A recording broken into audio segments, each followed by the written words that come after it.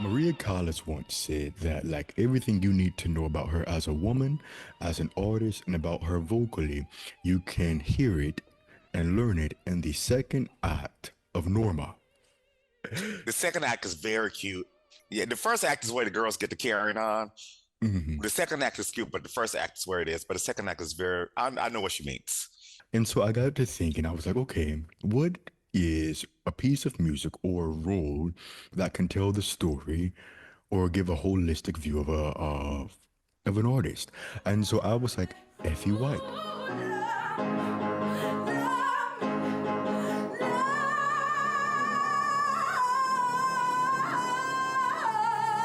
Jennifer Hudson is Yes. the 21st century's Effie White.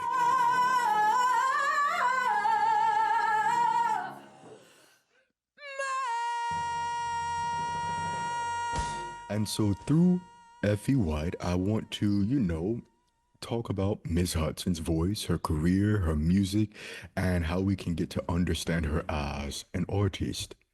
So back in the day, way back in the day, I would never forget this. I pat myself in the back for this all the time. So I was at a bar called Union Station in Columbus, Ohio, watching American Idol. That's when people used to go to the bars to watch American Idol back in the day. Imagine this, no heaven. Anyway, and I remember her getting up there to sing Imagine. You may say I'm a dreamer. And I turned to my friend Corey and my other friend. I said, she's going to sound great in Dream Girl someday.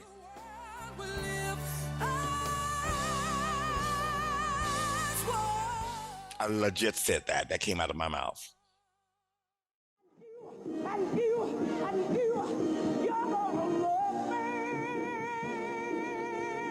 The role of Effie Melody White was specifically written for Jennifer Holliday. This character features long periods of loud, sustained singing in the middle voice, particularly within the B, C, and D range. So Effie White, first of all, it requires a lot of power. Let's take away the singing for a second. Am I ugly to you, Curtis? Of course not, Effie. You know how I feel about It requires a lot of emotional work to be done because you're doing it from a woman who's supposed to be bigger and she's not accepted because she's bigger. Dina's beautiful and she's always been beautiful. But I've got the voice, Curtis. I've got the voice. She has a child. Her childhood friends. She loses her childhood friends. So just from that aspect, as a dramatic actress, that is a very demanding part because you have to play all these different types of emotion.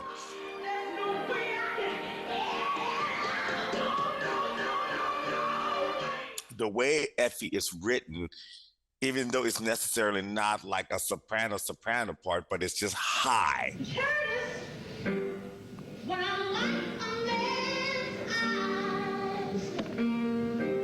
It stays in the area of belting that usually Broadway singers end.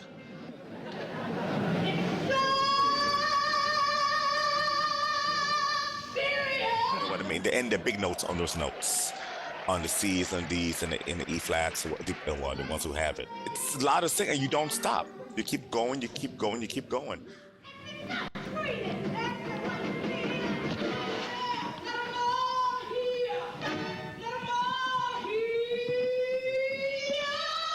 But this is just a lot of caterwauling. It's Broadway singing mixed with gospel singing.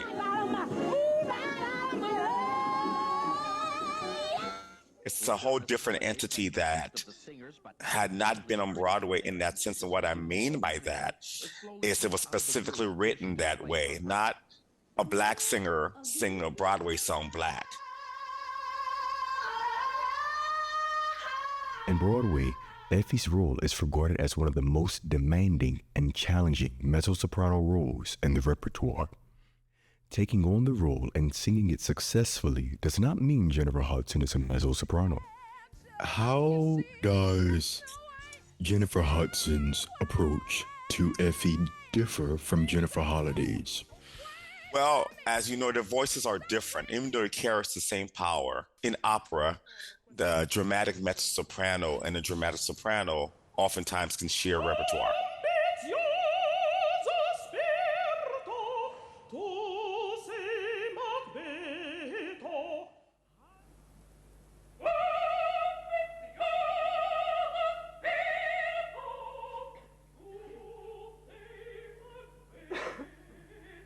And I think I can kind of use this example in that sense. I would consider like Jennifer Holliday like a dramatic mezzo-soprano.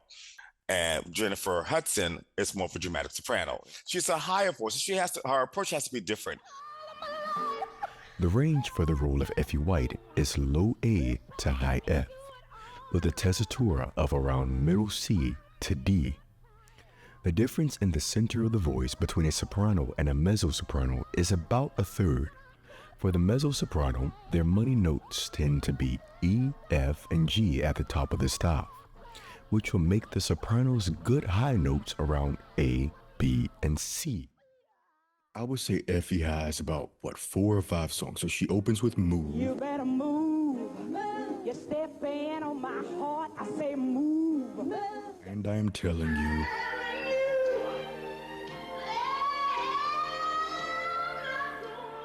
I am changing.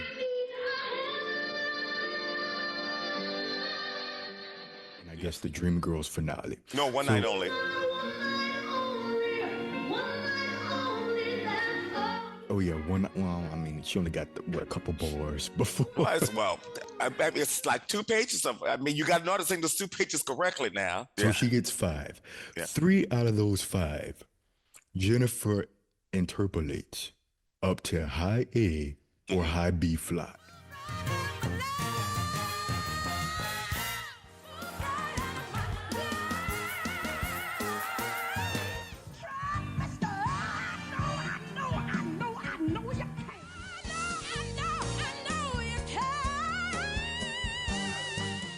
In classical music, the money note for many sopranos tends to lie around high A to B.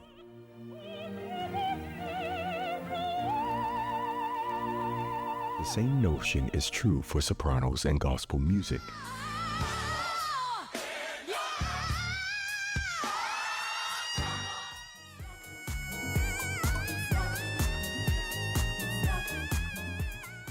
Looking at Jennifer's repertoire as a solo artist, she keeps the same tradition. But one thing I've realized about her music outside of Dreamgirls, and that's been consistent, is she likes to have an A or a B flat.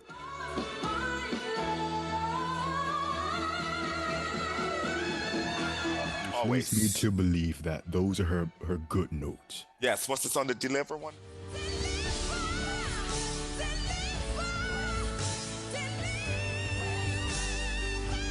Yes, that's an A. Aretha's Ain't No Way, she interpolates a B flat.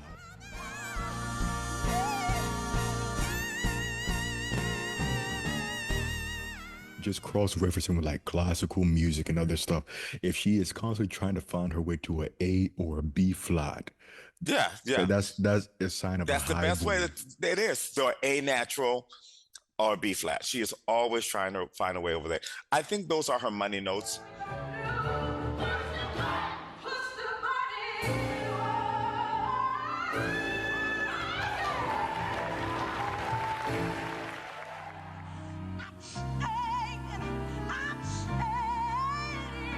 The role of Effie White originated in the theater and is described as one of the trademark belting roles for the stage. There are 2 approaches to belting and singing in general. Top-down, which as Christiane Rolle describes it, a top-down approach to belting gradually adds percentages of chest voice to the head voice. The opposite of that is a bottom-up approach, which is taking the chest voice up and then adding head voice into it. Top down is you want to create a more beautiful sound. I got it. Finally got my thought. You want to create a more beautiful sound. Bottom up is a more powerful sound. It's like just lifting a big bowl, like an open bowl. It's just like lifting it up. Because what you're trying to do is get as much resonance and sound out of the your voice as you can. It's not necessarily like the best style for singing if you like want to sing really high.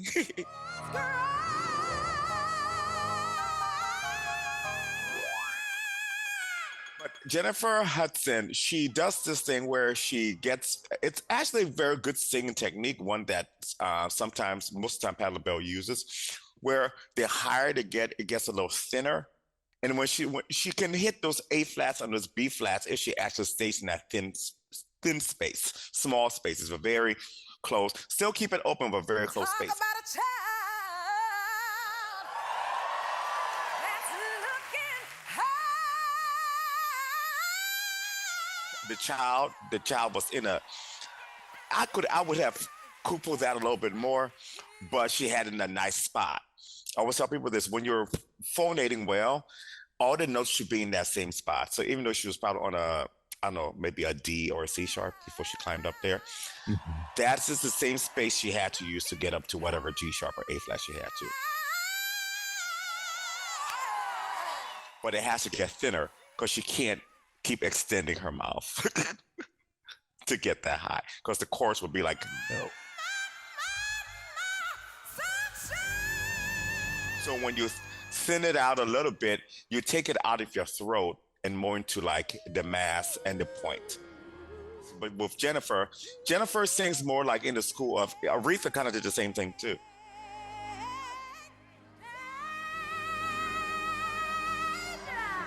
When you look at the music she sings well and is praised for, such as her interpretations of Aretha Franklin, Patti LaBelle, and Jennifer Holliday, these women all have a bottom-up approach to singing. But similar to these women, she receives similar criticism for being too loud or heavy-handed in her approach to soul.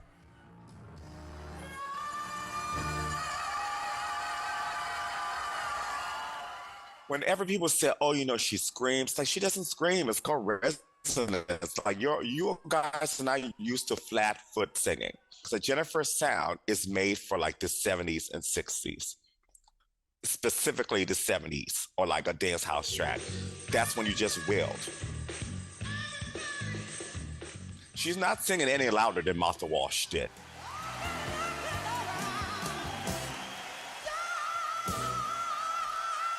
Martha Wash was used to carry on. She's not singing any louder than Patti. How can you have Patti LaBelle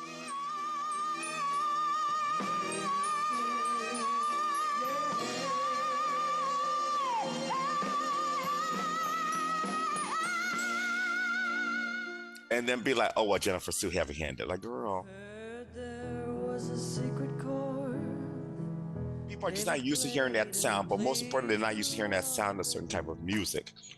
So, of course, when you put Jennifer Hudson on Hallelujah, Someone has seen the light. It's a chord I need. A broken hallelujah. or on Memory from Cats, the girl's gonna be like, girl, why is she hollering like that? Can I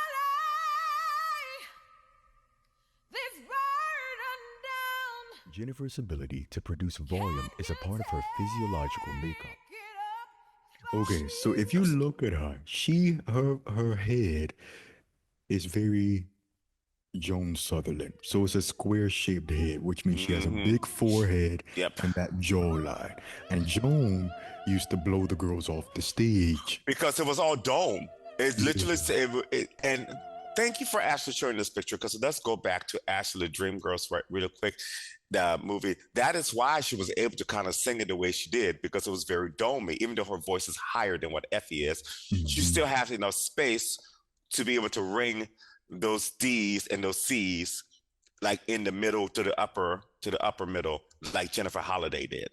There it is. Yes. Jennifer Holliday too. It is she has a big chin, similar to Jennifer. She's just had a big head. I hope that doesn't sound insulting, because it's not meant that way. Head shape is very important for resonance. That's the thing it's most important for.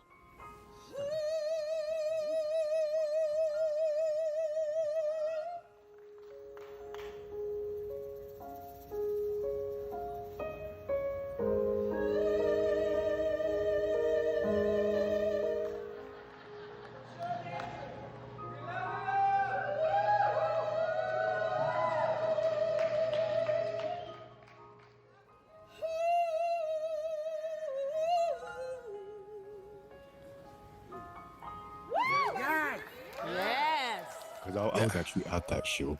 She was singing at the Apollo, which is about 1,700 seats without, I mean, and we could hear her. The microphone wasn't even on the stage.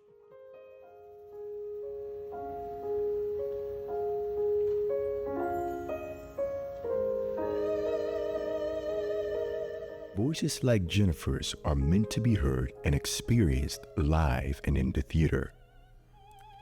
One of the biggest and largest voices in classical music, Birgit Nilsson, often spoke about how her voice did not record well.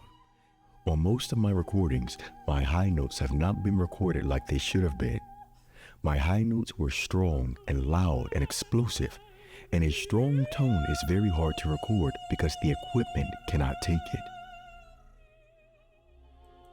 Very big and very large voices like Nilsson's, like LaBelle's, and like Jennifer Hudson's are meant to be experienced live and in the theater.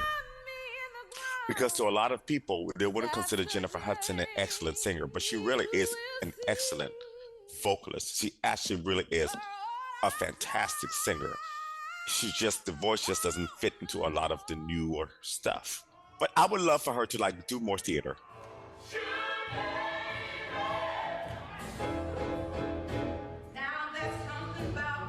It is with a Broadway role that she found initial career success.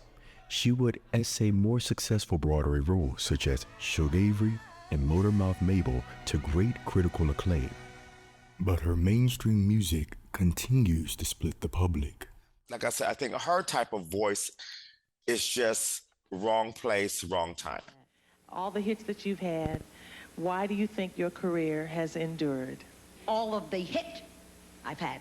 I don't pretend, honey. I didn't have too many hits. Similarly, Patti LaBelle said in the 90s, and different critics have said this too, the issue was not necessarily Patti's voice per se. It was people didn't know how to write or produce for that voice to sound what it is. good. It's exactly what it is. That somewhere in here, there are a bunch of hits just screaming to come out. Just waiting to come out, Yeah, right? honey, I'm like, it's a closet case inside. They're just screaming to come out. And I'm trying to get them out. This issue of crafting mainstream music for a big voice was also faced by the original Effie White, Jennifer Holliday. I think it's a great voice. I know a lot of people out there have an issue with it, but I think if you just sit and you think and you just musically think about it, musically think about it, you will see that you have one of your great vocalists sitting right there. You just have to write for it. You have to work for it. You have to help make it great. Her last mainstream offering, J-Hud, is considered her best work, with one critic noting she finally has the space to flex her powerful voice.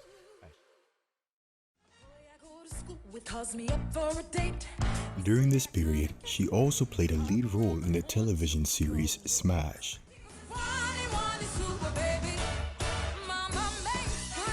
Songs like Mama Makes Three were specifically composed and arranged for her voice.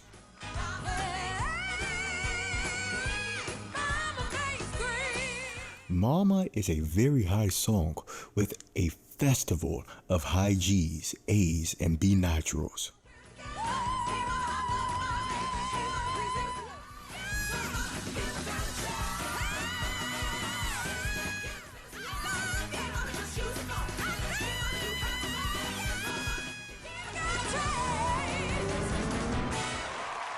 Singing music written for her voice is a completely different listening experience as opposed to singing what is given to her, which is common in modern pop and R&B music. And I am telling you. You know what's hilarious about the role of Effie White? Everyone who's actually been successful at that role, they have taken a piece of that role with them.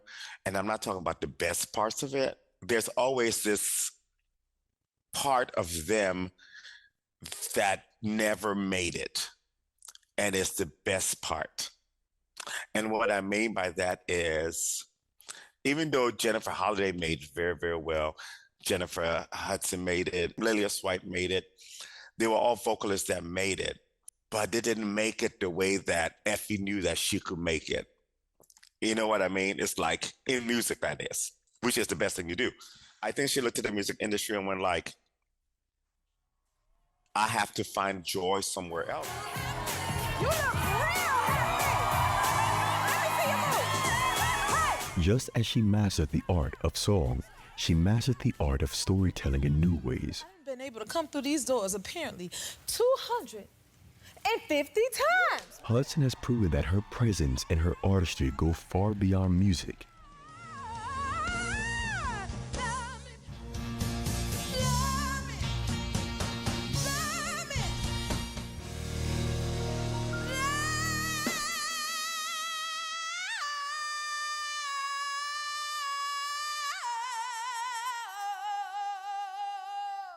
In many ways, her career reflects what made Effie White so unforgettable: a voice, a presence, and a resilience that demands to not only be heard, but seen. Effie!